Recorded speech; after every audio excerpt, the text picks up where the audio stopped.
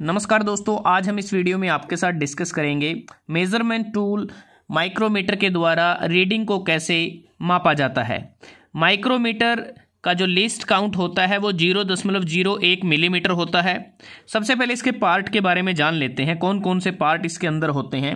ये एक outside micrometer है। ये यू शेप का फ्रेम होता है जिसमें यहाँ पर ये स्पिंडल है और ये एनविल है।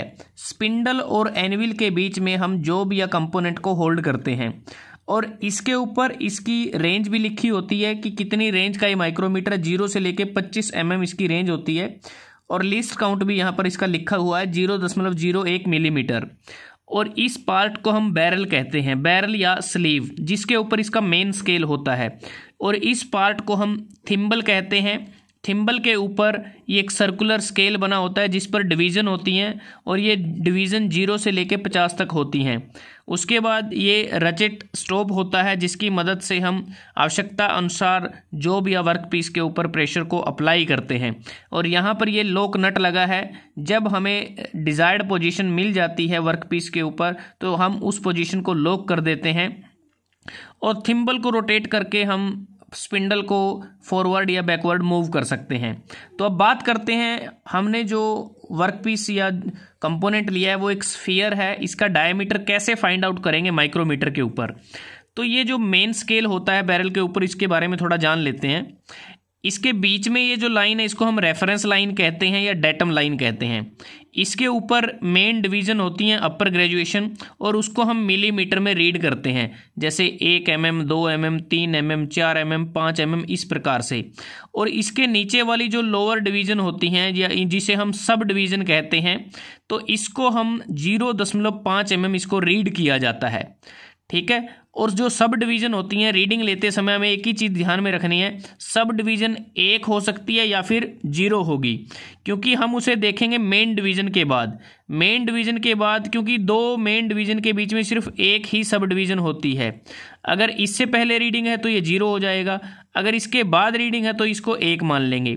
तो कैलकुलेशन करते समय, रीडिंग को मापते समय सिर्फ एक ध्यान रखें, सब डिवीज़न 1 है या 0 है, उसको हम 0.5 mm के साथ मल्टीप्लाई कर देंगे। तो मेन स्केल रीडिंग देखते हैं कितनी है। मेन डिवीज़न मिलीमीटर में यहाँ पर देखते हैं 5, 10 और 15। तो मेन डिवीज़न जो हमारी मेजर डिवीज़न है वो कितनी है, वो है 15 mm। 15 mm के बाद क्या कोई सब डिवीज़न है? तो बिल्कुल आपको साफ नज़र आ रही है, 15 mm के बाद एक सब डिवीज़न है। तो sub division after main division कितनी है? 1। इसको मल्टीप्लाई करेंगे 0.5 mm के साथ, क्योंकि इस डिवीज़न को हम 0.5 mm इसको रीड करते हैं। तो 1 को मल्टीप्लाई किया 0.5 mm के साथ, तो 15 mm प्लस 0.5 mm, तो मेन स्केल की रीडिंग हमारी आ गई 15.5 मिलीमीटर। इसके बाद हम थिम्बल के ऊपर रीडिंग को देखेंगे।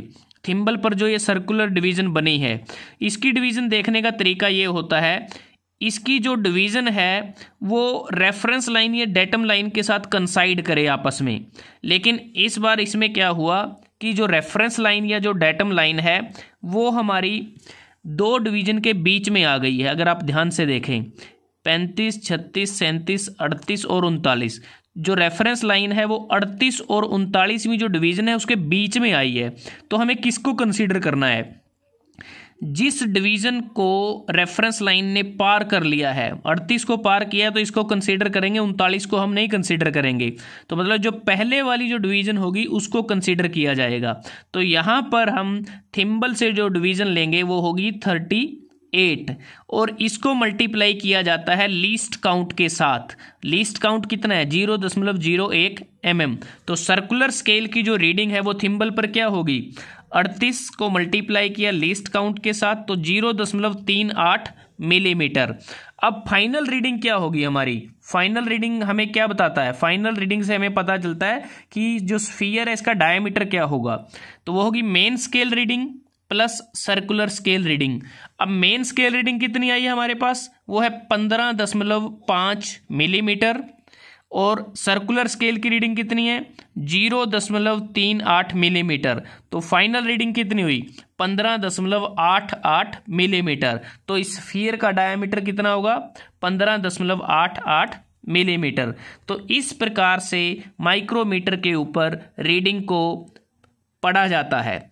तो दोस्तों, अगर आपको ये वीडियो अच्छा लगा, आप इसको लाइक कर सकते हैं, शेयर कर सकते हैं अपने दोस्तों के साथ, स्टूडेंट्स के साथ, और जल्दी हाजिर होते हैं एक नए वीडियो के साथ। तब तक के लिए धन्यवाद। आपका दिन शुभ रहे।